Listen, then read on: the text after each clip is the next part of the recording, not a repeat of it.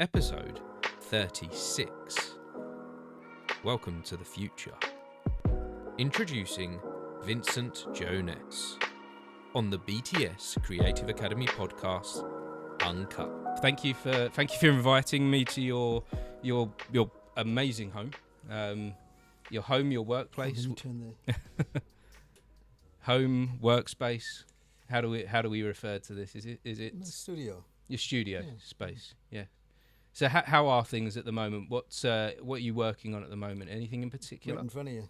Right in front of me. And what are we looking at? It's a little bit. I put polyurethane, high gloss polyurethane on top. Okay. And it makes the colors sort of blend together. Mm-hmm. And this is for a client that will be receiving it in a couple of days. So it's sort of drying right now. Okay. So you make work to order, do you? You commission work? I don't. People ask me, and I'll do something. I don't do much advertising, sort of word of mouth. Okay. So tell me, for anyone that's watching or listening to this, that's just come into this, they don't know you, what is it that you would say you specialise in within your artistry? When I started, it was just doing the art as it is, just making art for the fun of making art. Now, I do it because of people like you. Okay. And when you say people like me, what are you referring to there? Those who might be referred, we know the word Akashic, the collective consciousness of humanity per se, and that especially in this time and age, with all the craziness that's going on, it's insane what's happening in the world, and that people who have this awareness, this knowledge, are very, very important for the foundation of leaving a foundation and being an example for others to follow in your pursuit. So what you're doing at your podcast and others I've met along the way, that's what I do with my art. It offers me an opportunity to make some sense of what I feel and I've experienced, and then seeing others who have more of a capacity, such as yourself, to do things. It's like, wow, that's pretty cool. It's quite a profound meaning in life to have something like that, to have that kind of vision and that direction with what you're doing. Where did that kind of start for you? If we go back to beginning days for you with this Actually, artwork. It never really started. It started, and I didn't even know. In fact, when I met my prior partner, she and her sister were working on a magazine called Spirit Magazine. It's out of business now, and I was set up in Cyberdog, and they wrote a message saying something about things. And I sort of dismissed it. I really didn't, I just did my work. Just another person. I had thousands and thousands of people leaving comments of what they thought about the work, and I'd have the opening statement on the sheet would say, "Are we alone in the universe?" And then people would put their ideas and comments and whatnot. And this is when I had designed the first Cyberdog setup. All right, okay. But over the years, in fact, she gave me this book. Okay, Guide for the Advanced Soul. Yeah, and yes. I've read through it and marked pieces here and there, but it never really meant something, but it didn't sink home. And then on occasions, people would ask me, "Where do you get your ideas from?" And I'd usually would say, "It's cosmic downloading." I did when Sacha Baron Cohen in the Borat. Yes, Okay, yeah. When he first started, he had a TV show called Face to Face. I don't know if I sent you a link on that. You did. I have seen. You've seen it. Yeah. Well, during the when we were setting up in the studio, he asked, "Well, where do you get your ideas from?" And I thought, I really don't know. They just sort of flowed in. Cosmic downloading, I called it, and that's how I got my email address: cdlarts, cosmicdownloading.arts. And I went on for years and years doing workshops for kids, and I'd ask them. You may have seen the video link for the workshop at Wembley High School. Yeah. And I asked the young adults, where you get your ideas from? Then I asked them to imagine something they'd never seen before. And said, if you've never seen purple, green, a monster, or an eye, if I asked you to think of a green-eyed purple monster, and you've never seen it before, but sometimes it happens, you it's there. Okay, flash forward many years later, which would be about a year ago. I became aware of the Akashic record. I thought, that's interesting. And then I started reading about Einstein and how he would tune into his zone, or that Tesla would have similar experience. And then it started clicking, and I started reading about the ancient Sanskrit teachings. and that energy all around the world exists. And I'd known for a long time, because I invent things, etc. And when Henry Ford invented the Model T Ford, he was not exactly the first. He was the first to be recognized. But within a week or so, a guy in France had picked up the same concept. But I guess Ford was the first one to get it to market. Yes. So yeah, I've heard a very interesting similar story with Prince. mm-hmm. Prince would wake up in the middle of the night with an idea for a song, Yeah. and he would phone his manager up and say, "I need to get to the studio now, Yeah. because if I don't, someone else will. Yeah. I've got this song, Exactly. I've got this idea, I need to do this now." And they say, it's 2 a.m., 3 a.m., can we leave it till tomorrow? No, if I don't do it, Michael Jackson will be there in the studio recording. Long before he got really famous, I was in Minneapolis doing an art show, and I happened to meet his manager in the airport, and we were discussing this, and she mentioned the same thing. Same story. Yeah, and I thought, okay, but it really didn't register, didn't click. But now you can go online and see that many so-called scientists and universities are studying the concept of this collective consciousness, or the Akashic record. In other words, energy all around the universe is there, and some of us can tune into it. And as we tune in, we can use it either for good or bad. Some people tune into it and they feel that, oh, I'm the greatest thing since sliced bread. So, I'm the holy one, therefore you have to do A, B, or C according to what I, Visionaries, see. But actually, everybody has capacity to do it at various levels. How do you think that we do find a way to tune into it? Do we have an option to tune into this creative wavelength that's out there? Well, if you are cognizant of it, if you are aware of it, then you can study and learn and tune in. Many people who tune in do so not even knowing that they've done it, or that they are doing it. Yeah. Except exactly with your own life experiences, which you have gone through and which you share with people of whom you speak, interact with. And it's sort of like are you familiar with the term collective consciousness, where it came from, the original concept? No, tell. As I understand it, many years ago, there were some scientists studying a group of monkeys in Japan, and a similar group of monkeys were in Africa, but they were so far apart geologically, yet they were similar in their behavior, so they're trying to study. Well, the ones in Japan lived near the ocean, and they had fruit trees, and the fruit would fall to the ground, and they wouldn't eat it if it was full of sand. They just sort of leave it there. Then as the water came up from the tidal waves, they'd pick it up and eat it. On one occasion, what's known now as the alpha monkey, some fruit fell into the puddle of water. She looked at it, and for some reason, spontaneously picked it up and started eating it. Then the others started mimicking. Well, ironically, after about 100 to 150 of these animals start doing the same behavior, it mimicked itself in the study that was taking place in Africa. Wow. So the other side of the world. Yeah. And so now they've this is many years ago, experiments have been done even with a petri dish full of amoeba. You can train them with a line with an electrical cord on it, have a green side and say a red side, and have one with nutrients, and they would migrate towards the nutrients. But if you put a shock on it, they'd move away. So if you do enough of them, then the same controlled experiment, either sitting next to you in the lab or 1,000 miles away, the amoeba somehow respond the same way to the different colors of the shock of feeding habit. Yeah.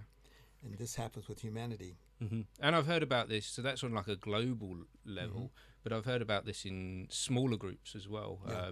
Dancers talk a lot about like an instinctual knowing in a small group. And knowing without knowing. Yeah, knowing without knowing. A very dangerous way that that it appears is when you see the old cowboy movies, and the guy gets arrested, and the townsmen come out, hang him, hang him, hang him, and the next thing you know, they're all yelling, hang him. They take him and give him a longer neck. Yes. So this sort of group consciousness sort of filters in, and sometimes it can control us, whether we're controlling it, for good or for bad. Yeah, and I think there's something, this reminds me about vibrations as well. There's something in the vibration that you've heard about the scientific stuff that's been done on whether if you talk to a plant in a healthy and positive way, the plant grows healthy and positive. Dr. Thelma Moss, who's past, bless her, but she's University of California many years ago, took a philodendron, and she hooked up a GSR, galvanic skin response device. It measures the amount of electricity that flies from point A to point B. They use them in lie detectors. Where one of the things they use, they put it on your skin, and then if you sweat, then the electricity will flow from one point to the other faster, and then the needle registers accordingly. The same thing happens with plants, and she was curious, would that happen with plants? So exactly what you're saying, she had a controlled experiment where she had a plant that was set up with this machine, and the needle would just sort of fluctuate like that, have someone come in, speak kindly to it, give it food, say, oh, what a nice plant you are, etc., etc. Then the needle would really start, really, you can see the fluctuation difference. Yeah. And then also that works the same with negativity as well. Yeah. Then they had another guy come in, open the door, come up to the plant. You're a terrible plant. Your colors are green. Oh, that's a terrible color. You should be blue, and then pick a leaf. And the needle will go like going crazy. So they did this repeatedly. And then what happened, the not so nice guy would open the door, not even near the plant. Then as soon as you open the door, the plant would go before he got anywhere near it. Yeah. So how do we take that is scientific knowledge there? How do we take that scientific knowledge and apply that to our lives? Well, that's subjective, isn't it? How long's a piece of string? How high is up? I guess the answer is how high is up until you start coming back down. How long is a piece of string? I guess what I'm getting to is how we know these things as fact now, don't we? What I'm saying is, I guess what I'm trying to say is that's an individual thing. We all have the capacity to use it, to tap into it, to ignore it, or it's there. We don't even know that it's happening, yet it expresses itself. And again, it could be for the good or for the not so good. Yes, yeah. And you choose personally to use a lot of this. You feel like you're picking up on this creative wavelength to create art. Well, I've just said when my son's mom, she is extremely good artist, Royal Academy artist, and she has this insight, and she's aware of these things. And I know of them, but I wasn't really aware. So long before I actually met her, she and her sister left a note, as I said, saying that you know things. Well, I didn't know at the time that there were things to be known. It's only recently that I've said, wow, now I understand what's happening. And then what I see is she had sent me a couple of years ago to see a guy who was an artist. I forget his name, terrible for remembering names. And Oscar, his name. And he did artwork similar to mine. I never heard of him. She saw it, asked me to go down to, hey, check this out. This guy does stuff similar to yours. I went down, I saw it, I got, wow, this stuff is very good. It's better than anything I've done. And so I started asking him about the work. I said, well, where do you get your ideas from? That's before I'd heard of the orchestra record. Oh, I used to go to this place called Cyberdog, and I never met the artist, but I saw his work and it sort of inspired me to do what I'm doing. I said, well, you're doing a hell of a lot better than he's ever done. He said, well, how do you know that? Because I'm the artist. And that was funny when I was put in contact with you for a friend of a friend that mentioned that you'd done a lot of the artwork at Cyberdog. That is your artwork. I mean, I created the original work. I didn't own Cyberdog. No, but the artwork. The art installations. The new one that's there, that was designed by another company, but the first original Cyberdog I did. They have some of my old pieces in the new one that's there now. Right. But the original was like walking in, it was unique. In fact, people were telling me, oh, what are you doing? You're wasting your time. This company's going to go out of business if they follow, let you do all of this. Okay. They're an they're an internationally known company now. But again, many times since then, even a friend has a company called Sci-Fi London. Okay. And I went to one of the events he had. I don't know if you heard about it or not, but it's a science fiction film festival that takes place biannually. And one of the actors in a film that they were producing was there, and I was introduced to him. And I said to him again before I knew about this, well, what makes you interested in science fiction? Well, why don't you do other type of artwork as an actor? I just love science fiction. I happen to be, when I was a teenager, I used to go to this place called Cyberdog. I thought, oh no, here we go again. And I said to him, well, the guy corrupted you. And his mother happened to be next to him. Yeah, I couldn't keep him out of that place. He just had to go there. I said, oops, sorry about that. Then she gave me a slap on the shoulder. I said, he corrupted my son. Isn't that interesting how you said when you was part of doing the design work for Cyberdog, there were people, outside influences, trying to say to you, maybe you shouldn't be doing this, but there was something, I want to say, instinctual telling you to continue doing it. No, I just didn't listen. Yeah. Yeah, wasn't. That's an emotive word. It's instinctive. Mm-hmm. I don't know if you could call it that, but it's just like, okay, you have your opinion, then God bless you. I'll do my thing. Yeah. But it shows how important it was to do your thing, is what I'm trying to get at, because it's inspired someone else. Retrospectively, I Mhm. can say that at the time I was doing it, Yes. it wasn't important to. Had no thought about No. inspiring anybody. I was just doing because it was something. It was a part of me. I just had to do it, like almost like an obsession. But I'd see a piece of junk and look at it, and it'd tell me that, okay, you have to be something. Yeah. Of course, we don't know that any work that we produce or put together, what effect that's gonna have at all. But how does that feel when you know it has inspired someone? When I first heard about it, I thought, oh, that's interesting, that's nice. But over the couple, at least it's been about a year and a half that I became aware of the Akashic record. Pardon my hiccup, Akashic record. And now, given my myself, I'm well past my sell-by date at my age. I look at you younger people and think, yeah. And then I look at this guy Oscar, who was doing this work, and a scientist also I met on a tube station. We were riding, and he said, I heard his accent. I like knowing where people are from. Hey, that's a cool accent. Where you from? Oh, I'm from Australia. Oh, how long you been here? Oh, I'm here, and what do you do? Well, I'm a scientist. Oh, wow. What got you involved with science? And they said, oh, when I was a teenager, came here from Australia. I used to go to this place called Cyberdog. Wow. And I thought, okay. So that the inspiration is important now in retrospectively looking at it. And that's why I find it quite accelerating meeting people such as yourself, and then being able to share with you as an encouragement that you may not recognize it, maybe you do, but this passing it forward is so very, very important. And that the things that have been predicted with regard to old Sanskrit writings. Have you seen the movie Oppenheimer? I haven't seen it yet, no. Oh, you must. It's a dredge looking through it. It's a long movie, but it's very well done. And his whole ethos was about the Eastern culture. And then I think at the end of the movie he said something about, I become the death or destroyer of man, or something like that. Famous saying. Well, that's out of the old Sanskrit writings. Yes, yeah. And a lot of the things that he got, he forced himself to learn. Well, he learned many languages, so he was gifted. But he learned Sanskrit, and he did interpretations. And he used to, from what he was reading out of the Sanskrit text, gave him the incentive to do what he did as a scientist.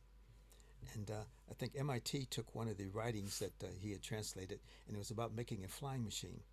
So they took it, they followed the instructions as written, the ancient script, thousands of years old, and they put it into a 3D printer, then put it in a wind tunnel. Guess what? It flies. Yeah. And this is thousands and thousands of years old. So the concept of the atom bomb, as such, nuclear energy, he got directly from the story of the gods who had a battle, and they fought out, and they had big explosions here on Earth, etc. And that's where he got the incentive. They mentioned a little bit about it in the movie, but if you actually read his history, his biography, and go deeper into it, it's like, whoa, that's pretty interesting. And he also knew that if he didn't do this, he knew that someone else would. That I don't know. That he felt that the time was right. I've not heard that. That might be so, but I've not heard that part of it. What I do know of him, that he actually was encouraged by what he read, and he was pooh-poohed. He was said, "Oh, the scientists, what are you doing? You're wasting your time. Come on, science is science. This is not science." He proved them wrong. Yes, yeah. And he's not the only one. I mean, let's say Einstein spoke of the same thing. Tesla, Newton, many of the good inventors, backyard inventors, educated ones, the erudites, plebeians, pedestrian people. It's something that we all can tap into, and how we use it. You're perhaps using it with your skills. Yes, I know that with I'm allowing you to pierce me mentally, and I say this so that you know that I know that I'm not bullshitting you. Yes, yeah. Because if you know that you're doing it, and I know that you're doing it, and tell you, and allow you to do it, and purposely when I look away, it's to give you the opportunity to What do to you do mean? your thing. What do you mean by that? What do you? Tuning in, Mm-hmm. like when you have a particular gift of being able to do this, Mm-hmm. and you being aware. If I were to reciprocate, then it Yes. might hold you back a little bit. So Mm-hmm. I'm trying to give you, and The by opportunity telling to. you now, if you weren't doing it, you thought no. But the fact that you're smiling and you know what Yes. I'm talking about, you were doing it. I know you're Yeah. doing it. Yeah. No, And that's, this is something that is important to encourage, so that when you meet people who mm-hmm. have similar gifts, that each of us having different gifts can tune into this and use it. And the more of us who do this and have this collective consciousness, Mm-hmm. be a lot better world. Yeah, I believe actually that we're all born with a gift, something that Oh, we yeah. can do. Mm-hmm. We don't necessarily know what that is, Mm-hmm. and I think it's quite hard to find it, to find what that is. And I'm not necessarily saying that I'm using my gift right now. I'm not even too sure of that myself, but I know I'm on the right kind of path. Your consciousness, your collective consciousness, your Mm-hmm. awareness. Yes, my awareness is open to That is the gift. Mm-hmm. And then having that and then using it in the way which you're doing exactly right now, Mm-hmm. that it's not only the words I'm saying, but it's the energy of my body language, my expressions that you're picking up on. Mm. And it's good to know. Yeah. It also could be, I'm sure you found that on occasions, perhaps more than once, this could be a disadvantage. Mm-hmm. And if people are aware that you are doing this, they may not know what it is, but you become an enemy, or you Okay. can become a good friend, depending on Mm-hmm. how the people receive it. Yes, yeah. And so you find that I found myself that I prefer to let people see what they want to see, Mm-hmm. though I'm watching, I'm aware, Yes, yeah. and that way there's less likelihood of there being any misunderstandings or that this guy's a threat, Mm-hmm. especially in the work environment. Yeah, I think there's some been in already. So this is a fairly new thing for me this year. Mm-hmm. I've been doing this, and I have found some professionals very wary of sitting down and having a conversation with Mm-hmm. me. Very, I've reached out to a few professional actors. Yeah, very. They've probably been burnt Mm-hmm. in this kind of situation in the Yeah. past.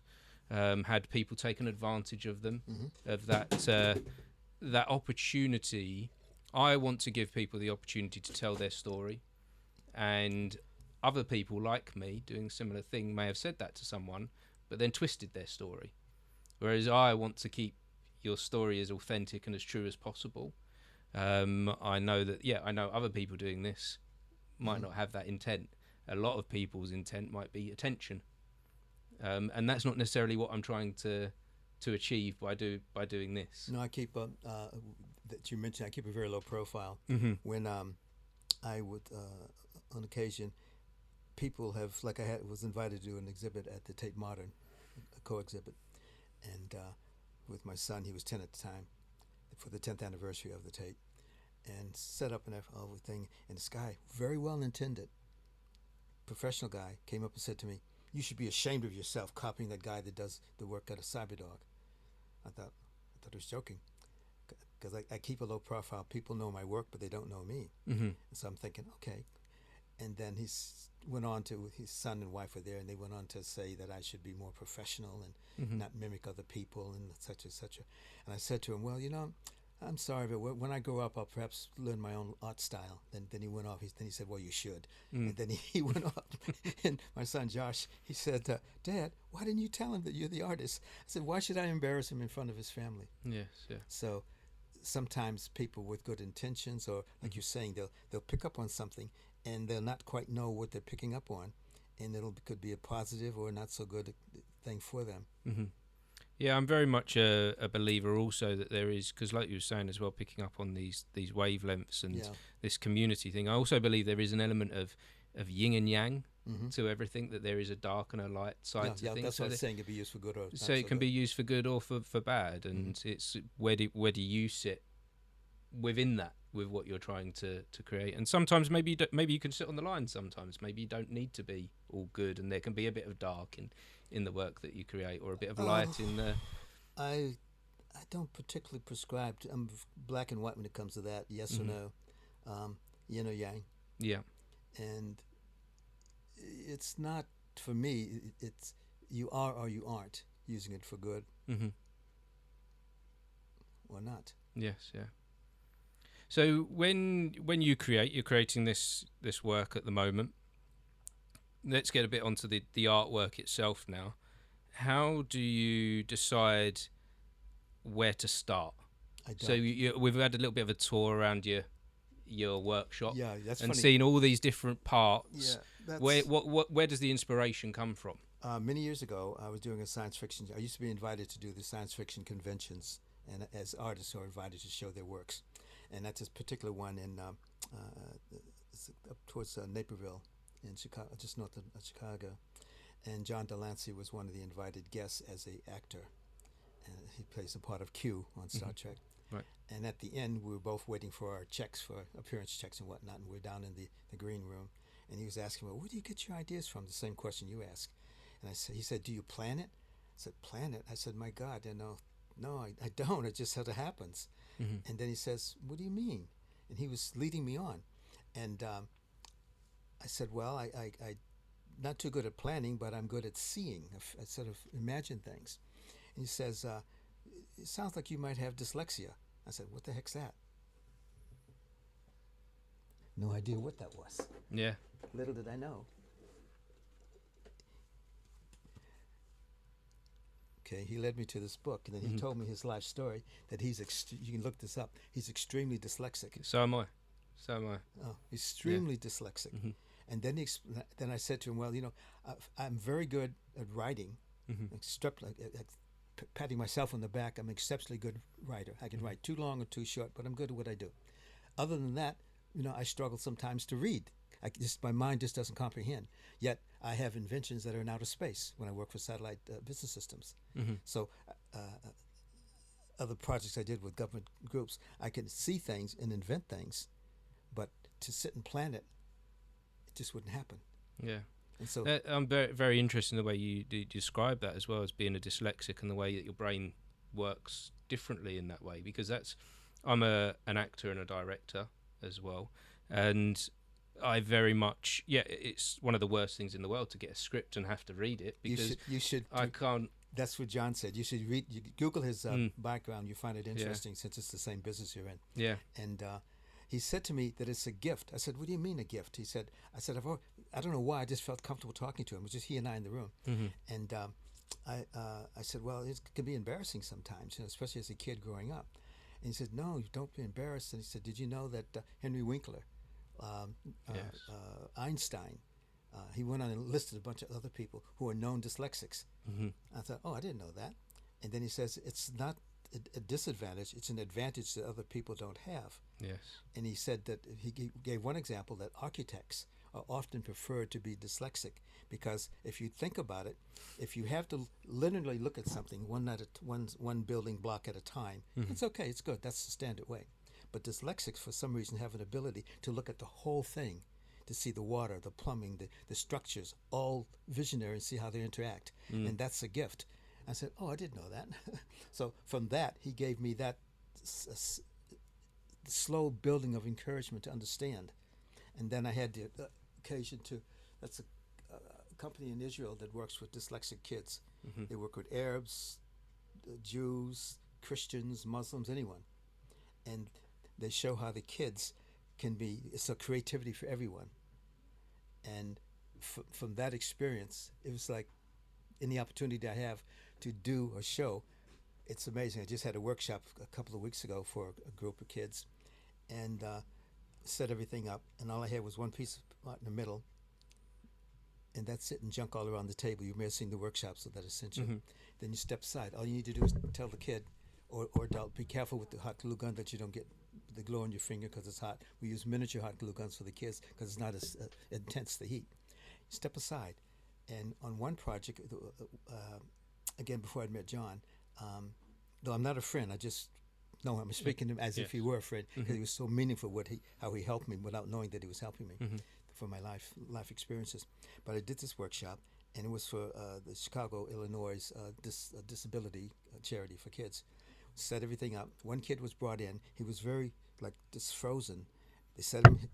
His handler set him in front of the table. He looked at the piece that was moving and blinking. He saw everything. He watched what everyone's doing, and as magic, he just opened up and started building stuff. And the stuff that he built is like, what in the world it's amazing. Completely. It's just, I said, it was amazing what he did. And then as soon as they took the glue gun away from him, he went back. Now from that, they gave him an experience that he's used ever since then. But at the time it happened, I didn't fully understand what was happening.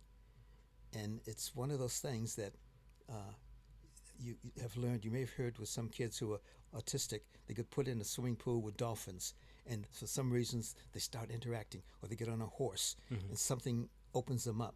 And the same thing can happen with my art. So again, without me doing anything, so I just put the junk on the table, give the safety lecture, step back, and say, "Have at it." Yeah. And the stuff that the kids come up with is amazing. I think you talk about kids there. Kids are still quite good at doing that, but adults tend not to be so good. They say that they aren't, but I can show you on the screen later. Yeah. I do workshops for companies who want to give their employees, executives, a bonding session. Hey, we're going to do something different. Then you do the workshop. I said, you guys are going to be creative. Oh, no, I'm only creative doing this or that. Okay.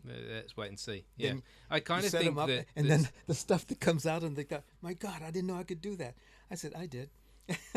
I feel like as we get older, the creativeness has kind of been, it gets worked out of us. Yeah. I feel like there's a playfulness that we get told to kind of stop doing. Yep, and exactly. Concentrate on the, we've got all these exams to do at school. Concentrate on the factual stuff and the work.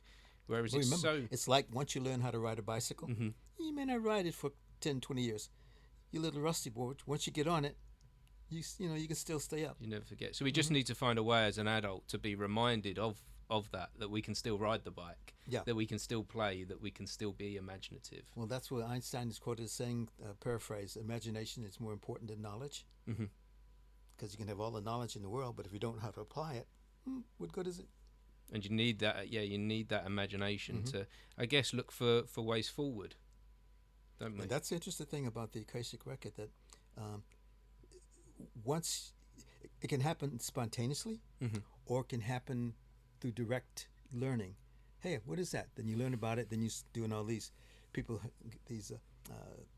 classes that you get involved with, which can be good, but a lot of times they start out, for me, my personal experience, I've never taken any, but what I know of them, they start out well, but then they start taking money, and then the money becomes more important than the lesson. Tell me a bit more about these classes, these lessons. Like if you want to learn, you can learn classes like on forward viewing. People are teaching forward viewing. Forward viewing, okay. Or remote viewing. I did what's called forward viewing but the difference of remote viewing is from Stargate projects with the military, where you're able to look and see some place at a distance and come up with an answer or see something happening.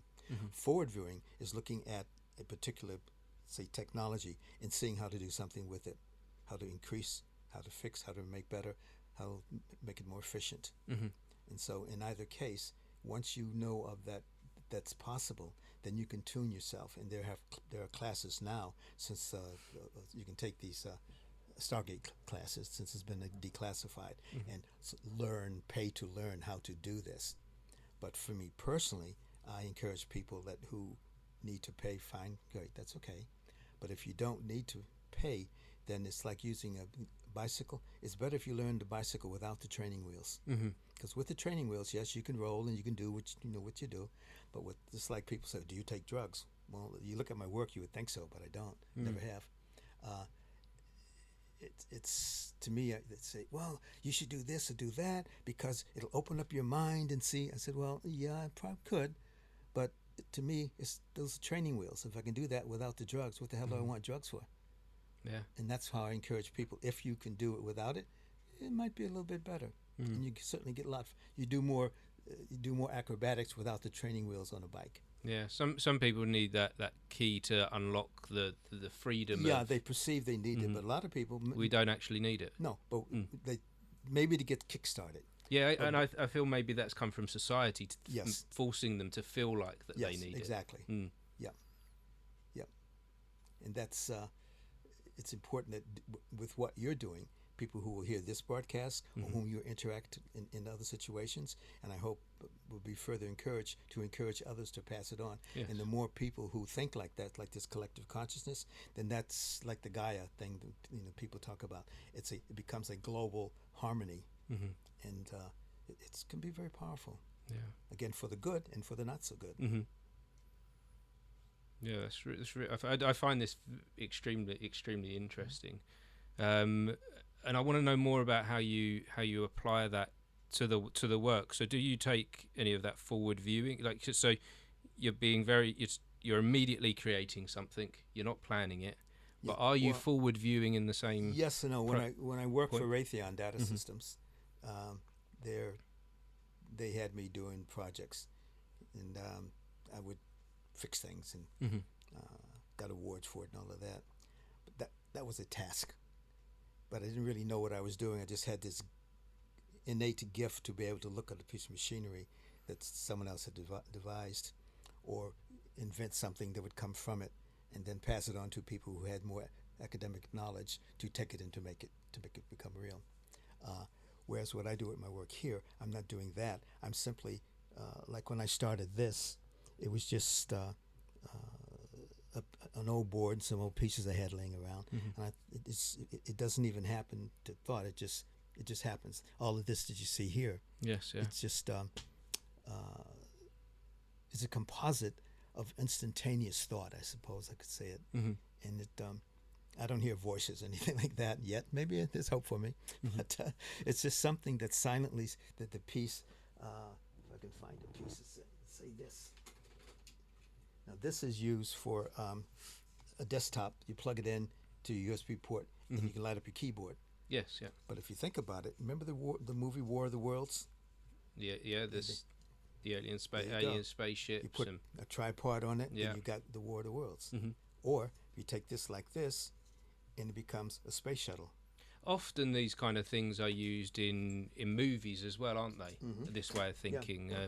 It takes me to Star Wars. There was a tricorder type device that actually happened to be a razor, just painted silver. Yeah. But in the film, it clearly looks like and is imagined as a communications device, not a razor. I did a project for a Sony Corporation called My First Sony back many years ago, and they took 40 inner city children from disadvantaged homes, and Sony had the clever idea. They had seen some of my artwork, and they said, okay. So they had the children's parents sign non-disclosure forms that anything these kids did creatively became property of Sony. So they had a 2-month program during the summer holidays, school breaks. And one of the kids, I'll send you the link, you might find it interesting. He had seen the movie Backdraft. Fireman goes in, he opens the door, and the backdraft from the explosion, from opening the door, the oxygen sucked in, then he's blown down, and nobody could find him. And so he made this device from what's called a clicker. Gives my age away. A long time ago, remote controls were sound operated. You push a button and make a click, and then turn the TV on or off or change the channel. Right, okay, so he had a clicker, and he strapped it to his arm, and then he put hot melt glue gun pieces on it. I said, "What is that?" "Oh, that's a fire detector." "Oh, it's going to smoke detector." "Oh, no," he said. "That's so when the fireman gets actually blown over in an accident, it sends out a signal, and now all the other firemen can find him." Flash forward to the Twin Towers and all these flashing things that went off where the firemen were killed. That was his invention. Yeah.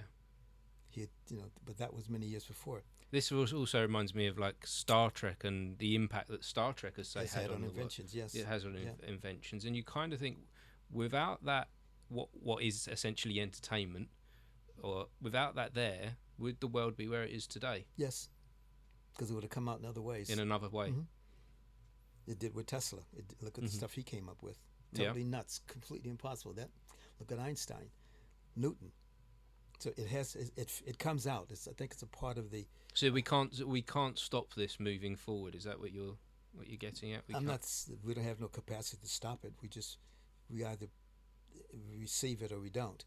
It's there. So it's not a matter of stopping it. I don't think it's just a matter of tuning in or not. And all of us have the ability. And in any given population, there are those who will and those who don't, and those who refuse. So So it's not a matter of trying to stop it, because in many instances, no one knows that it's there. It just happens. Yes, yeah. But now that, again, now that people are learning more that actually it is there, it can be studied with the scientific method for proving. So there's many opportunities for it to express itself, for people to tap into it. And that's what happens with all over the world. And that's, again, I re-emphasize that what you're doing and how this reaches other people, that they might say, wow, maybe that's what I'm happening. Or I didn't know that was possible. Let me do some studies and find out. And then it sort of keeps building momentum. Spirals from there. I wonder as well if we're in a... I feel like we're in a time of exponential growth with technology, art. Yeah. Do you have any idea as to why that is, that this time is moving at such a speed? Well, how can I say? Why? I don't know. It just seems like it's there. It's timely. And it's been predicted. Not to say that every prediction comes true, but Edgar Casey, many people who have had visions for the future have said that sometime things will start happening faster and faster. The world's going to end in 2012. Well, it didn't happen. Other things do happen. But why it's happening, or perhaps it's just part of the process. Maybe those, the Watchers. Have you seen the video I did called The Watchers? No, I missed it. Haven't seen it? No. Okay. I took a piece of art, looks like this, and I had seen this, heard this video, music playing. I forget the name of the guy in Germany who made it. And as it's playing, it says it's medallic. When I do a video of my artwork, I have background music. So I thought, wow, that'd make great background music. So I made it. Didn't realize, after I had made it and posted it on air, it said, "We have been watching you for generations." And I sort of shocked myself. Said, "Whoa," because that's what the artwork was. It had aliens on it, and it's like, "We are the Watchers." I'm thinking, shall I show it to you? Yeah, of course. Yeah. I didn't realize. Yeah, go on, and we'll link. I'll link this if you send this to me. We'll link this into the background. Let me. It's also very interesting, isn't it, when these kind of coincidences happen like this? Yeah, but that was really freaky. I was making the piece as if it were with aliens, because I have a little alien on it. Yeah. And the music I chose, in the background, you can hear him saying that we're Watchers. We've been watching you, and saying that you are our children. I'm thinking, whoa, wait a minute. I didn't know that was there. Yeah. So I'll show it to you. I Let's don't want move to that hit your round. microphone. That's okay. Yeah. Let me, let's see. If I go to here, I have a very old computer. This is actually bits and pieces thrown together. And if I go here, if I remember correctly. Is that the one? No. And I noticed there you've got a lot of archives on there, yeah. haven't you, around these subjects we've been discussing today? Yeah. There's even one there for you. Okay. Where did oh, here it is here. What drives you forward with this? I'd like to say like an expression of sharing knowledge. What drives me forward is having met people, except spontaneously. It takes time to load up. Who have used the inspiration that they got out of seeing things in Cyberdog, and like this guy Oscar, his work is 100 times better than mine. And it's like, wow, that's to me that's like really cool. And then those who become scientists. I think I have it. These are all videos that I've posted. The Watchers have always been watching. Here it is here. And if I do that, it should hyperlink in. Hopefully. Let me pause it. So when I made this piece, this is an old CD player. And I was trying to think what could I make out of it. So, I'll make like a space station, and like aliens have come and they've landed, and they're using it as a port to come and see what's happening on Earth. And that was the thought that I had. That was that was basically. Then I threw everything together, and then again when I do a piece of work, I'll video it, but then I'll post it on the internet on my YouTube channel. and I have background music. So I just came across this particular set of music, and I just liked the fact that it sounded eerie. Mm-hmm. But little did I know later on, I think maybe a month after I posted it, I was listening. I was showing it to somebody else. I'm showing it to you. He said, "What did that guy say?" I said, "What? I didn't know that was in there." The guy who created the music has since contacted me saying that he gives me permission to use it in my work, Mm-hmm. as long as I'm not selling it. So I don't sell it, but I use it To share your work. Because his gift is taking in his mind all sort of acoustic sounds and make space music with it. So you'll hear it here.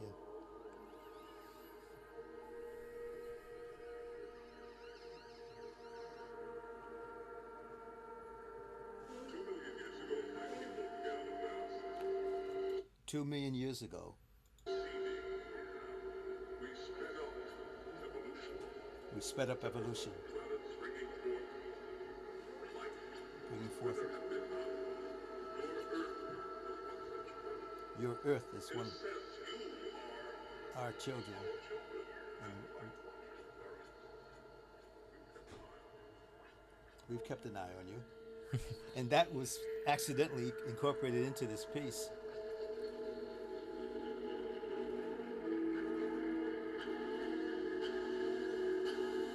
This particular piece here is you see any plasma balls? Mm-hmm. Yes. In fact, there's one there. I can see that within you can see Yeah. the same thing, but it's the different shape with a little more intensity. That's the base had been broken, so being a bit of a electrical engineer, I rewired some things and made it work, and so it's like as to this mysteriousness of it. Also, what happens here, and I mentioned this in that as far as you asked if I use my forward viewing for anything. When we first had the pandemic, I did purposely use it to figure out ways to kill this virus.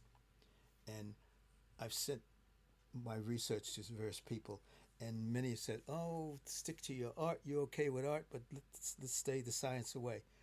I'll send you the links on it. Who's this? Who is it? Carl Sagan said, "Extraordinary claims require extraordinary proof."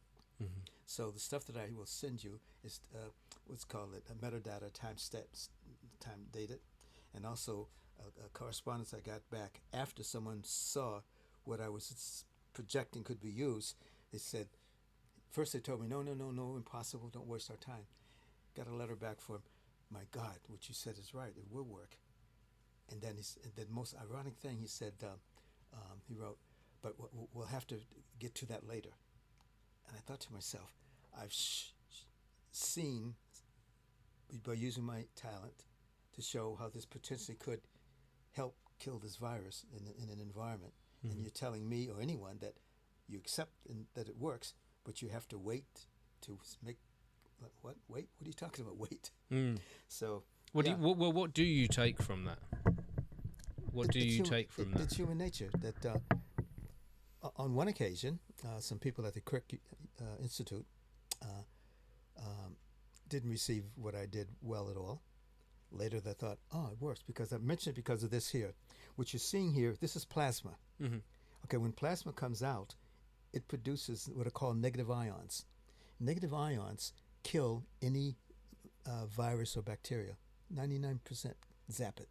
So if you have a room that's full of devices that projecting negative ions, you minimize the particles that are floating that have the virus on it or anything else.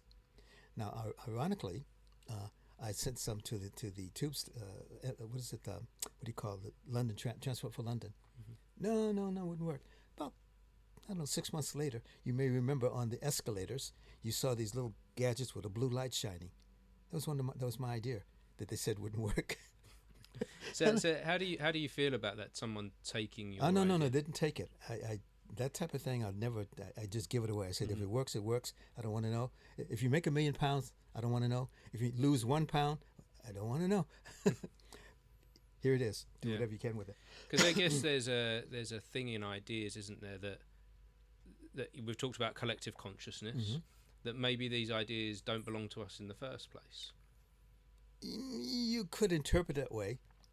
we belong to us. We ourselves belong to ourselves, and so we tap into it. We're like radio receivers. Mm-hmm. So if you say we don't own it, we use it. Pardon me. We use it for good or not. Yeah. So this, and I'll send you several other ideas that I had sent. Of course, and we'll share that along with the podcast and all the information below. We'll share all the links. This is something that even to I sent out one thing. MTV headquarters right here. Yes. Yeah. If you stand our neighbors next door, they have a wall full of plants.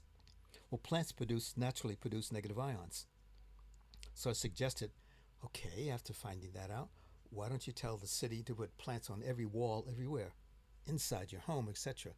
As many as you can. They produce negative ions that kill the virus, 90.99%. If you have asthma, now what does with a plant sends out these negative ions, and what happens is a plant cannot eat what's in the air, but it can make what's in the air fall to the ground, and then it gets incorporated into the root system. That's why the plants send out the negative ions, so that if there's particles around it that might have nutrients, it's zapped, and then it becomes heavier and falls to the ground. The process of it being close to the plant also kills the virus. Then the virus becomes, whatever on that in there, becomes part of the food chain for the plant. Right. So imagine your house just, in fact, it's known that people who have asthma are recommended to have plants in the room because it helps reduce the particulates that are in the air. Coincidentally, it also, unknown to a lot of people, it actually helps kill the virus. Yeah. This Waterfall, this negative water, negative water. Water falling down in a waterfall produces negative ions. So where did you start to learn about? Are you saying that this was sort of what you've kind of come to this conclusion yourself, or where do you find this out? Knowing that these things produce plasma, and that you can feel it, I thought to myself, wonder, could the plasma be used to zap the virus?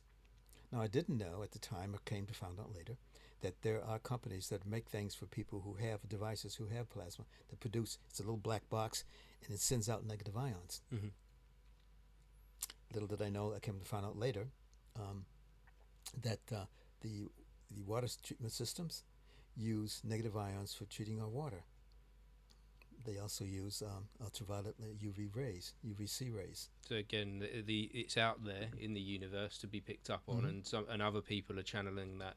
That in fact, I tried to share this idea with my diabetic nurse, a doctor, many years ago when this first started, the virus. Oh, Vince, again, you come up with these ideas. My goodness, stick to your art. I'm a doctor. I would know about this. I've never heard of it. I said, Doc, I did some research. Do me a favor. Go on to check what's happening in the blood department, with the hematology department at the University of London Hospital. She looked up and she said, oh my fuck. I said, Doc, you're using bad language. I didn't know. They're using it. She didn't know that's actually being used in the hospital, ultraviolet light to kill the virus. That's a good question for you then. So how do you feel about highly educated people tend to... anything that's new, they tend to not want to know, or they tend to push the ideas to one side. Why do you feel that is? Human nature, I think. It's where, from my point of view, I didn't think of it. So, in fact, in England has a good history of that. I forget the name of the guy that invented the quality roundtable. He was totally...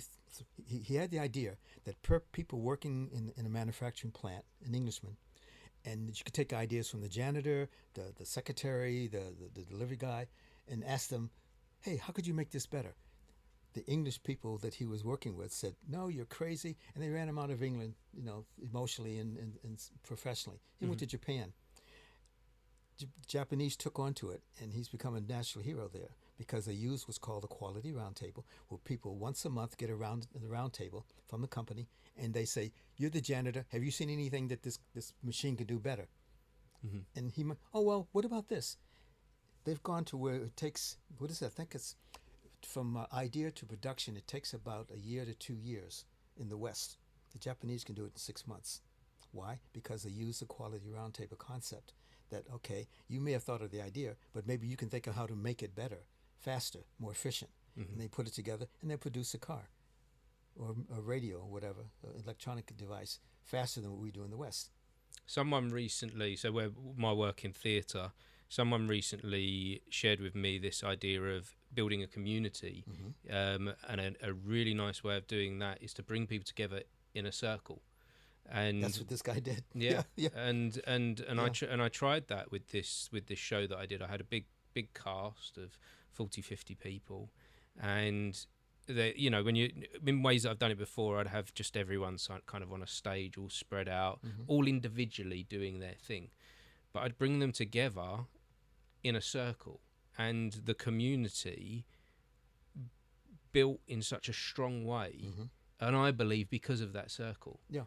because of that Absolutely. because of that connection that everybody had once they were in that that kind of loop. Yep. And again, like the collective consciousness was strengthened Yep. by the circle rather than us all being And individual. what those people in that circle do, they have this energy, and again, it becomes like a radio broadcast. It zooms out all over the universe, and someone in Germany, Japan, China will pick up on it. Yeah. The collective consciousness again. Yeah, there's definitely something within that, and it's and those relationships I feel became stronger because of it, as individuals, as people. It can be very dangerous too, because for this point of view, in Egypt they found that I think it was a German or Swiss researcher who was using a particular type of machine to look inside the pyramids. Then he took it to the Sphinx and found that there were hidden chambers underneath the Sphinx. At first, the Egyptian government said, "Oh wow, okay," found out, do more to find out about it. Then all of a sudden, they closed it. Why? Because they discovered that there are hidden chambers there that has come out now since then that contain the history of humanity that had not been destroyed. See, the Library of Alexandria destroyed, but this particular archive has stuff in it that would blow scientists away. Our whole theologies would be turned upside down from what they found. The same thing with the Catholic Church. It has a history of taking everything that's in the Vatican Library, keeping it secret. What happens, was it 2 years ago, they were digging an extension to the library in the Vatican, and they digged out the basement to make this other area, and they found some skeletons. And then, somebody got buried there. Well, they found the skeletons with normal human skull, and others with the elongated head. The alleged watchers, like as in the prehistoric aliens that had visited us. At first, it was made in the press. Then all of a sudden, they clamped down on it. They wouldn't let anything happen. Not more knowledge about it. But one thing got out, that it matched the same skulls that found in South America, where they had the elongated head. The thing is, it's just what they did. They had skull binding, where they would bind a child's head and make the skull grow that way. Yeah, that happens. But guess what? We as humans have a particular skull, a divide in the head that seals together. I forget what they call it. And these don't. And it doesn't go away with age. It's still there. It fuses together. But these were completely smooth, did not have it. And they did the DNA test and found out, wait a minute. This DNA has a little bit to do with us, but there's some DNA we don't understand where it came from. Same thing with the people, I think it was a professor, a Russian professor, was it Donovan, who discovered the fingertip in South Asia, either the Philippines or in that area, did the DNA trace and found out that, wait a minute, this isn't exactly human, yet it is human. Then they were able to match that all of us have a percentage of it in us. So somewhere it's theorized that something from somewhere came here and interacted with us. In every culture you can find this, every culture. You've heard of handbags of the gods? Many people don't know that at the British Library there's one. And it's where they have the... And it's on a lot of Egyptian artwork, isn't it? What is it? It's all around the world. It's all around the world. Thousands of years apart. Totally different cultures. Yet you see the same depiction of a hand, what appears to be a smartwatch on the hand, holding a bag, with the same concept, like the Dogon people in Africa. The gods came to here, and they interacted with us, and they brought knowledge to us. And then depict it with this knowledge being in a handbag, like a luggage of some sort that they're holding. The Native American Indians, same thing. In China, the same thing. Totally thousands of years apart, thousands of miles apart, no cultural similarities at all, yet the same theory, the same folklore has persisted. The Dogon people used to draw the star. Was it the seven sister stars? Mm-hmm. Only on Earth you could only see 5 stars. But for thousands of years, the rite of passage, as I understand it, was to make a sands drawing with colored sands of the solar system to recount how their ancestors were interacted with aliens who came from this star system, and they showed 2 stars, one binary star and another star that you can't see from Earth. Surprise, surprise! The Hubble telescope gets up in the air above the Earth atmosphere, and they find these 2 missing stars, exactly as these people, these so-called primitive people, have been designing for thousands of years. And the scientists were saying, no. In Egypt, they stopped the excavation of the Sphinx. They don't want people to know for some reason what's there. Well, that's what my next question was going to be. Why do you think the knowledge is being power, held control? I didn't think of it, so it can't be true. And a lot of it's religious too. Mm-hmm. Like a lot of religions. Were you raised Catholic? No, I wasn't very religious at all. Okay. You may have heard then that it said in the Bible that God created man in his image. It doesn't. Surprise, surprise. If you actually, and I've told people I've shared this with, do not believe me. Please don't believe anything I share with you. Just look it up. The actual words in the original Aramaic and Hebrew, it says, we, plural, created men in our image. Then it goes on to say that, and we created man and women in our image. Now that becomes an interesting thing. One that says we, plural. Then it says we created man and women in our image on the first day of Genesis, okay, or whatever day it was. Then you go down to Genesis where it talks about Adam and Eve. Now wait a minute, you think, if Adam and Eve were the first people created and Eve was taken out of Adam's rib to create her, how does God say that he created men and women, or the plural gods, men and women, before Adam and Eve were even born? Then you think about, okay, in the Bible, the Torah, the Quran, it says that, was it Cain killed Abel, his brother? Yes. Yeah. He was a naughty guy. The parents said, that's shameful. You should not have killed your brother. We're going to send you to the village, to the elders, so you can learn better. Really? Now, if Adam and Eve were the first people, how could they send anyone to the elders for their son to learn? Think about it. That's in the Bible, the Quran, and the Torah. And if you ask theologians, a mullah, religious people about this, they'll give you all sorts of explanations. I say, well, I believe what I read in these texts. Where they wrote it as they saw it, and then later comes along, like the Book of Enoch. Used to be I don't know if you're familiar. No. I'll send it to you. It used to be a very integral part of the Bible, the Quran, and the Torah. Enoch was, I think, the great-great-grandson of Noah.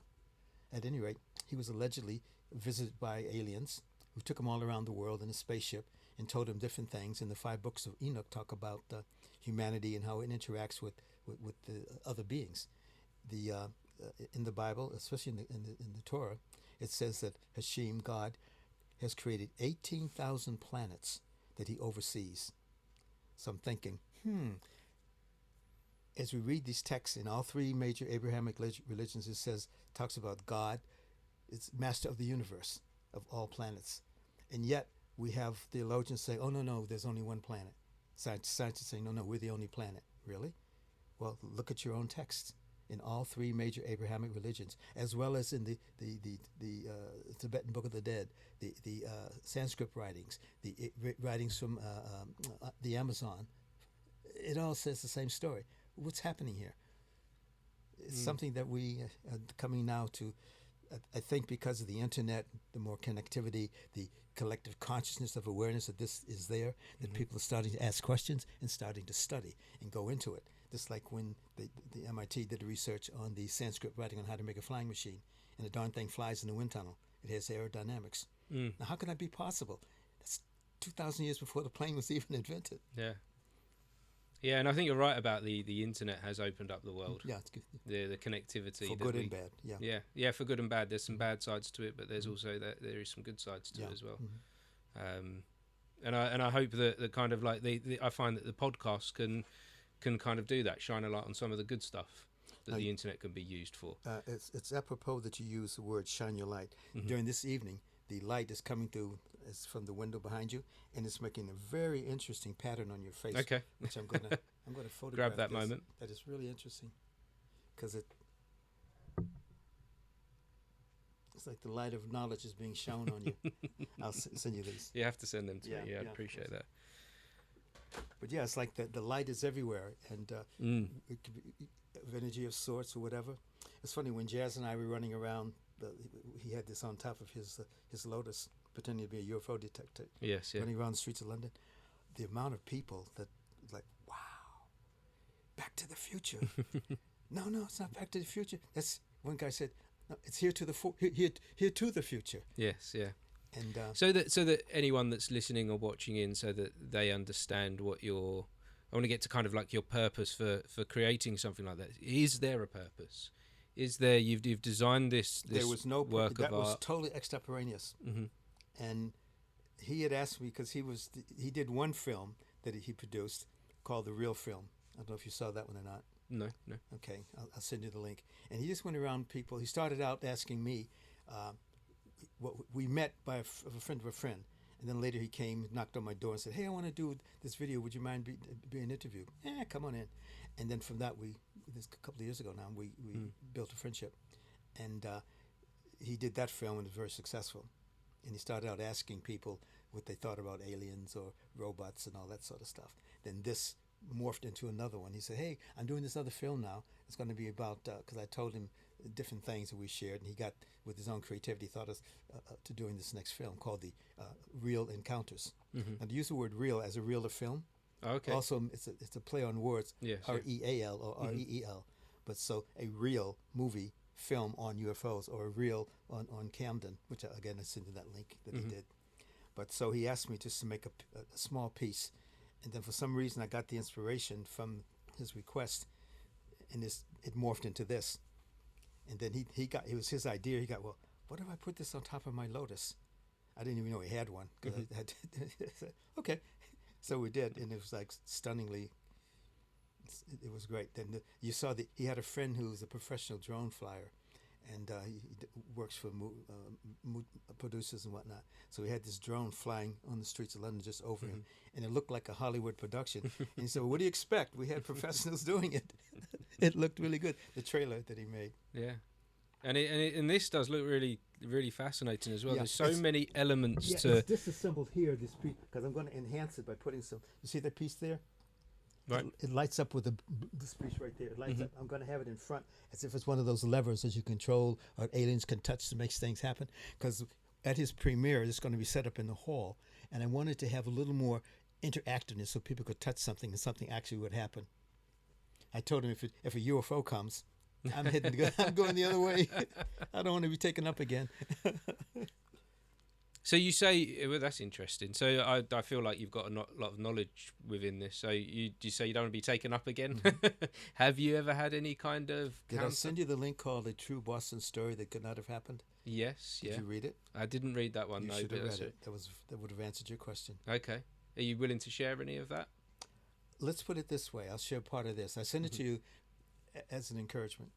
Okay. And a lot of stuff I knew that it was information overload. Mm-hmm. That's why I told you. Yes, we said their documents to be. Yeah, don't read it all. It's there. Read it as it comes. Mm-hmm. But to respond to your question, when I was a kid, I used to dream as a child that I'm floating out of my body, and I'd wake up afraid because I felt myself above myself, and I'd ask my parents, "What the heck's going on?"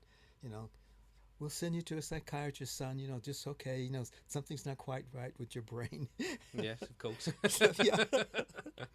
And I was telling that we lived in Boston, Massachusetts, and I was expressing that these lights follow me around at night, Mom. What is that? What are you talking about? She said, "Well, show me." So we'd go up. There's nothing there.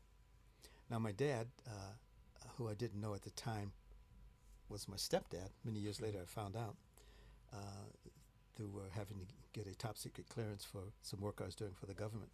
They came to me and said, "Who are you? Who are your parents?" I said, "What are you talking about?" That led to another story to be told later. But anyway, but at the time, he was a good man, but was very much involved with the old way of using capital punishment to, like in school, like I naturally left-handed, but in Boston, if you use your left hand, they considered the hand of the devil for writing. Yes. They used to take a rattan, a bamboo stick, thin, and hit you with it, and force you to use your right hand. So that type of mentality of forced punishment was prevalent, especially in Massachusetts at the time. At any rate, my younger sister Margie was doing something. I don't know what she did or whatever, but he was upset and he was beating her with a belt. And I grabbed his arm and I said, "Stop hitting my sister," you know. And I said to him, "No real father would do that. You can't hit my sister like that." He picked me up and threw me across the room. I hit the room and slid down the wall like a cartoon character. I can laugh now. I looked at him and said, "No father would do that to his child. You shouldn't hit. You shouldn't hit us like that." I just felt that. Little did I know he really wasn't my dad. I found out later, but that's another story. At any rate, he came home. My mother came home. She was working at MIT at the time.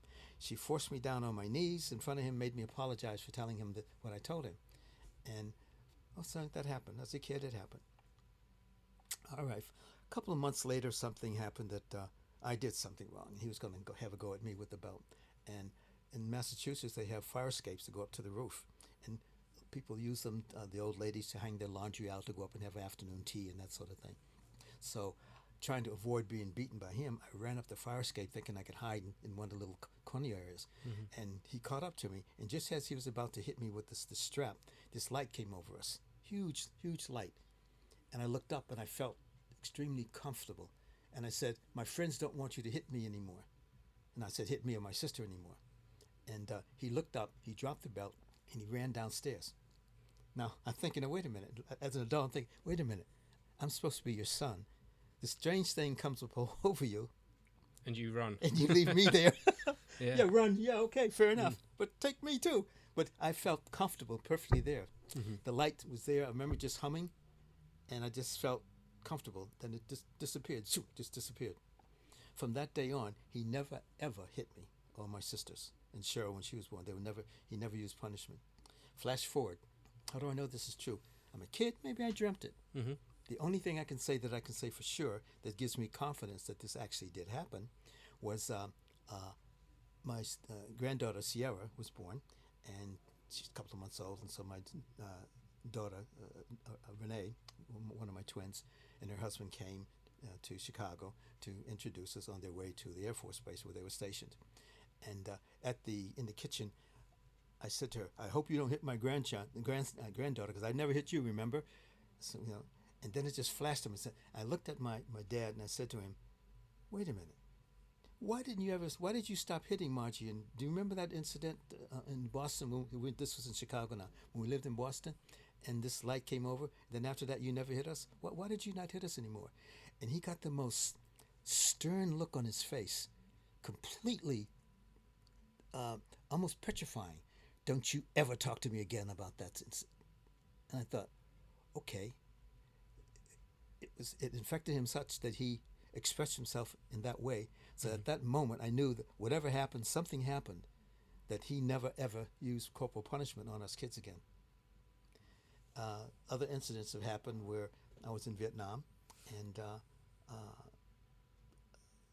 I'd see these lights all the time. I mean, it's crazy. This is impossible. And in Da Nang, and I was a squad leader at the time, working I was in the electronics division, and we had night guard in the section in Da Nang. And something came up and looked at it, and I got this impression that we had to move. I told the guys I was with, "Get out of here now." I said, "Didi Mao," which means leave. And Didi Mao, Didi Mao. And they said, "What are you, crazy?" I said, "Yeah, get out of here. That's an order."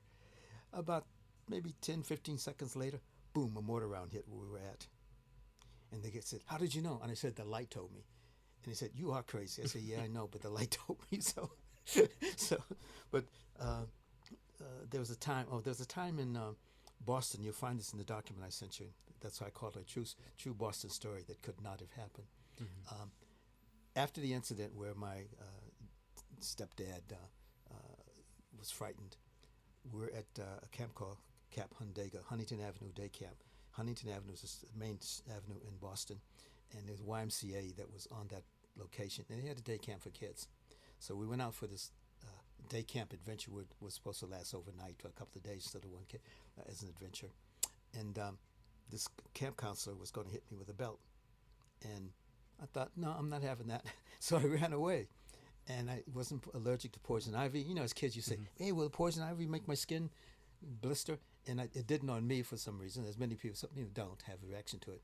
So I hid under these poison ivy bushes, thinking they wouldn't find me to beat me with this belt. Mm-hmm. Actually, it was a stick he had, and I went to sleep. When I fell asleep, I imagined that I was in a room, a circular room, and then there was other kids of my age, 9, 10 years old, and we're looking at each other, and we looked down into this funnel, and then there was like a hole in the funnel, and you could see the planet Earth rotating. Then around it, there were these people with the white hoods, and they had the typical face that you see with a gray. And I heard, I can't say what the other people heard, but I heard, like, this is what you should be doing with your life. And I didn't understand. And then I woke up about 110 miles later, away. Later, the next morning, 110 miles away from where I was. Mm-hmm. They were looking for me. The police got involved. The camp was in trouble because they thought, oh my God, the kid got. And I told them what happened. Oh, he's crazy. So having had these experiences, I get a sense from these stories, these memories, that you are protected in some way, or you have a feeling of protection. No, I think according to what I've learned, that there are those who are working for humanity and those who aren't. Alleged people from other places. Pardon my cough. And again, being able to tap into this energy that they are much a part of as well. That there may be instances where intervention is, I wouldn't call it protection, I'd just say intervention, to maybe invent something, to do something, to be something, that sort of thing. I don't think there's a protection, like, not a guardian angel of that sort. I don't feel that. I just feel that a guidance, then. A guidance, and some of us are guided.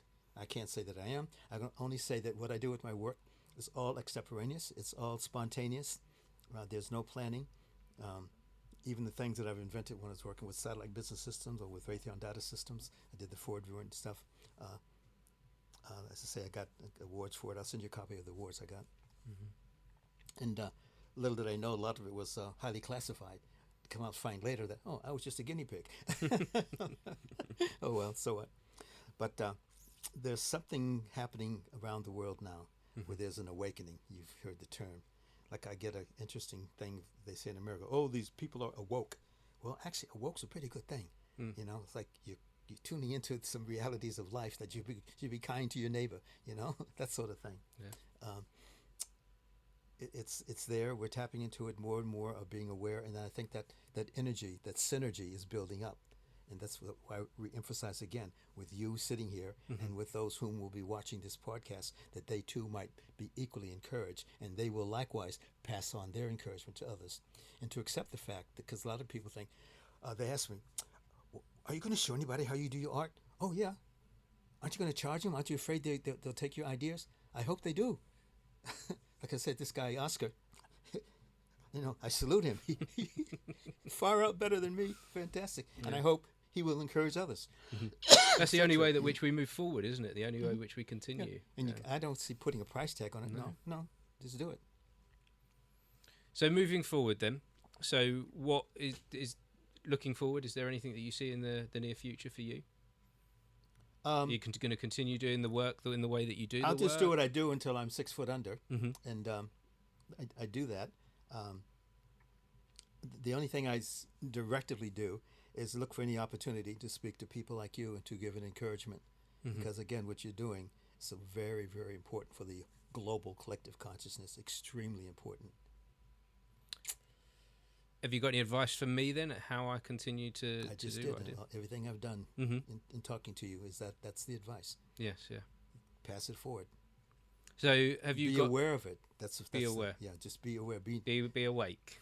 Yeah, well, yes, be awake, but know that it's there. That it's not hocus pocus. It's something that can be experienced, and you know that it's real because if you yourself feel it, or if you can walk. Sometimes I don't know if you've done this, but I've done it several times. I'll see someone who I perceive to be aware, and I'll say, oh, you're one, aren't you? Or I said, oh, you know the knowing. And sometimes people will go, what are you, nuts? I said, yeah. Sometimes, and then on the really good side, some will say, how did you know? I said, it takes one to know one. Then I'll go, never see him again. Mm. So it suggests that that will happen, or maybe it has already happened with you in conversations. And then that becomes a reinforcer for that person to again reinforce it with someone else, to a domino effect, on and on and on. Brilliant, wonderful. Mm. Well, I really appreciate meeting you. You're welcome. And inviting me into your studio, into your home. My honor. I like I said, I'll share your artwork with the podcast. All the links will be below on the YouTube channel. Thanks again, Vincent. Good. You're welcome. So I really do appreciate this today. Likewise. Thank you. Likewise. We'll wrap this up now. Unless there was anything else you'd like to add, any parting words? You've given loads of wisdom today. No. One thing I did. I'll words send of you this wisdom? link, and if you can use it some constructive way. Okay. It's not my link. I was walking down Camden High Street, and I saw this guy, real tall, muscular black guy, and this real skinny, frail white guy. And the black guy was saying to the guy, "Give me a hug. Give me a hug." And Yes. the black guy, the white guy was like cowering, and I just happened to be walking by, and I thought, "Oh God, this guy's going to be. How can I defuse this?" And I said, "I'm from Chicago. I'll give you a hug." So I went up and gave him a big hug. That responded and got over about 500,000 hits. I have seen. Have you seen it? Yeah, I think you did share that one with me. And so if you can use that, I don't know if you technically can link into that or not, because I've got like thousands and thousands of requests, but I haven't followed through on it. So if there's some way that you can constructively link that in and use it, please do. No, I appreciate that. Thank you. And thanks Cool. once again, You're welcome. Vincent. Thank you. There you go. Anything you Brilliant. leave behind will become artwork.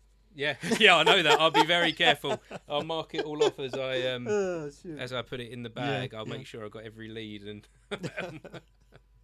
No, I really appreciate you. You're welcome. The wisdom and knowledge that you shared has been great. Really, it's been brilliant for what I'm. I think you can see what I'm trying to achieve with this. Can't I you? saw before you came. Yeah. And amazing for me as well. The journey that I've been on to now meet you. You've been to Cyberdog as a kid, haven't you? I have, yeah. So I know. So I'm and sorry, I very didn't much. mean to corrupt your mind. Well, I was a huge sci-fi fan as a child. Yeah. As a child, I was very much into Star Trek, Star Wars. I couldn't read, so I wasn't at school. I was struggling. I wasn't getting any knowledge from school. I was getting all my information from Star Trek, and anything sci-fi and comic books as well. And and then to go to places like Cyberdog and be like, oh, there's real world art, stuff going on. It was being made by another dyslexic. Not knowing that or understanding that. So again, I didn't know what I was doing. I was just doing the art. As I said, my ex-partner, she and her sister left this note. You know things. I didn't even know that things to be known. In fact, for the last couple of days, I was thinking I was going to send her a note to say, hey, what you wrote. I have a copy of the thing she wrote for me, and send it to her and say, I didn't know that there were things to be known, but you know. And that's why she and her sister tapped into that sort of stuff. Yet I had not a clue the pragmatic applications as such. And what I'm finding from that, as you start to realise there's something to be known, is you realise how little you do know. Yeah, oh yeah. Once you get to that point, it's like, whoa.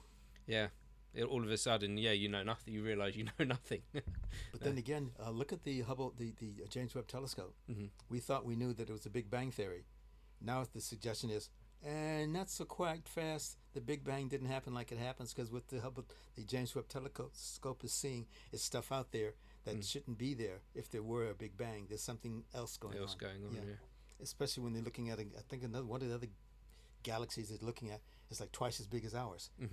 So it couldn't be bigger. It could be smaller than ours and expanding, but not bigger. Yeah. Because the Big Bang started from zero and expanded out. So if it expanded out, it's like Adam and Eve with their son. They could not have elders to send Abel, because he did a bad thing by killing Cain killing Abel. So something else is out there, and we're tapping into it. And maybe this is all part of the process. Yes, yeah. And part of the discovery. And all of the religions have taught in ways of life. Buddhism is not a religion; it's a way of life.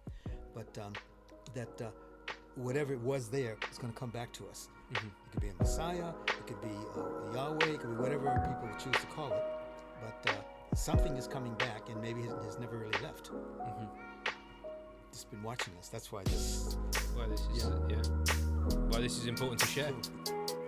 That was the BTS Creative Academy podcast, Uncut. I appreciate you joining us for this conversation. If you'd like to find out more, just search BTS Creative Academy. And to make sure you stay up to date, don't forget